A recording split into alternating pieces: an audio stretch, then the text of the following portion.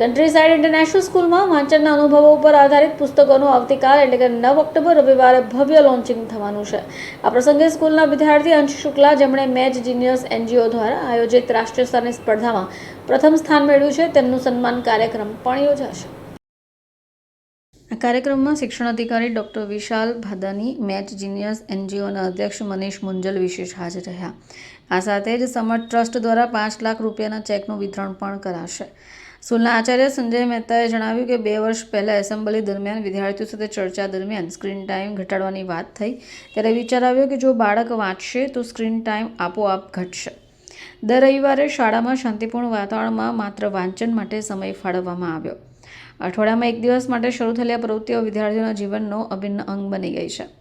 વાલીઓએ પણ જણાવ્યું કે રવિવારે શાળામાં વાંચવા જતા બાળકોએ હવે ઘરે પણ વધારે સમય વાંચવામાં પસાર કરવો શરૂ કરી દીધો છે.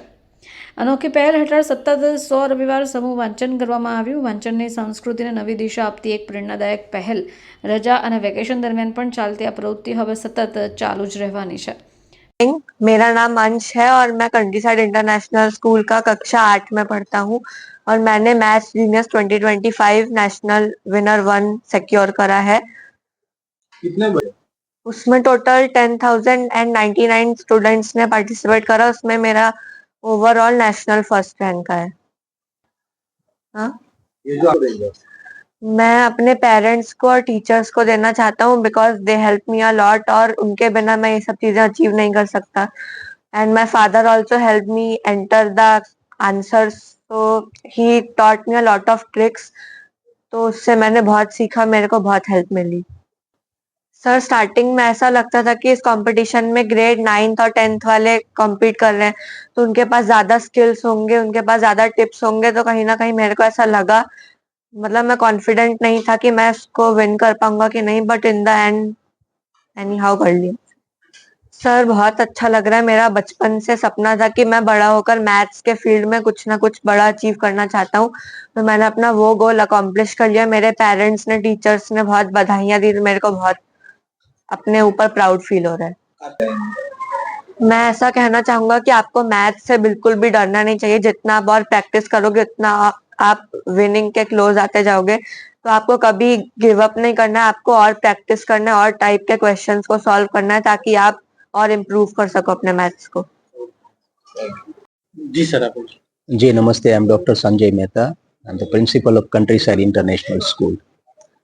આજની આ પ્રેસ કોન્ફરન્સ આ બધા મિત્રોને મળવા માટેનું હતું, એના માટેનું એક બહુ વિશેષ અને અમને બહુ ગૌરવ થાય એવું એક કારણ છે કે છેલ્લા 100 રવિવારથી નોન સ્ટોપ અમારી શાળા કન્ટ્રી સાઇડની અંદર વિદ્યાર્થીઓ, વાલીઓ, શિક્ષકો અને અમે પોતે મેમ્બર્સ ઓફ મેનેજમેન્ટ બધા સાથે મળી અને વોલેન્ટિયરી વાંચીએ છીએ.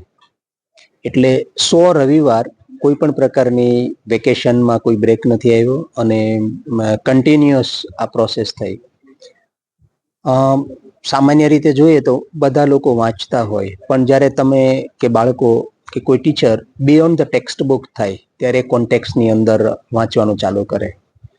એટલે ટેક્સ્ચ્યુઅલ જે નોલેજ ખરું એ તો મળતું જ હોય છે કે જે આપણે સો કોલ્ડ લર્નિંગની થિયરીની અંદર આવે, પણ અત્યારે મલ્ટિપલ પ્રકારની બુક્સ જ્યારે કોઈ એક વ્યક્તિ વાંચવાનું ચાલુ કરે ત્યારે બ્રેઇન સ્ટોર્મિંગ ખૂબ સારી રીતે થાય અને અન્ડરસ્ટેન્ડિંગનું લેવલ વધે.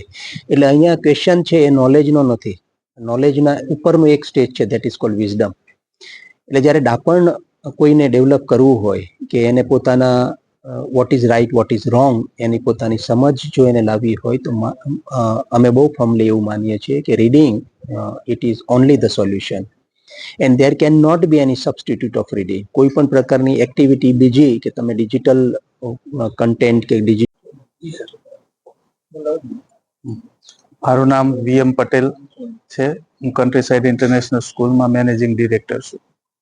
જનરલી રીડિંગ એક એવી હેબિટ છે કે જે બ્રેઇન સ્ટોર્મિંગની સાથે મેમોરાઇઝેશનની પ્રોબ્લેમ છે એ ઘણા અંશે સોલ્વ કરવામાં કામ આવે. ઉદાહરણ તરીકે જોઈએ તો જનરલ આપણે બુક રીડ કરતા હોય, એ ટેક્સ્ટ બુક હોય, ન્યૂઝપેપર હોય કે કોઈ પણ નોવેલ્સ હોય, પણ એની અંદરથી આપણને એવા અનુભવ, તથ્યો જાણવા મળે કે જે ખરેખર અનુભવી લોકો દ્વારા લખાયેલા હોય છે અને એ ક્યાંય ટેક્સ્ટ બુકમાં કે એમાં લખાયેલા હોતા નથી.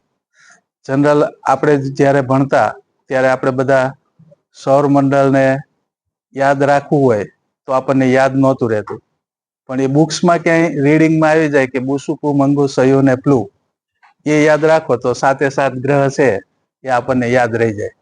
તો આવું બુક રીડિંગ દ્વારા જ જાણવા મળે કે જે મેમોરાઇઝેશનની ટેકનિક છે, મેમોરાઇઝેશન કરવા માટે રીડિંગ જ એક એવી હેબિટ છે કે જે ક્રોસ બ્રેઇન કરે. ક્રોસ બ્રેઇન થાય તો ને તો જ એવું શક્ય છે કે ડાબું અને જમણું મગજ છે એનો યુઝ થાય.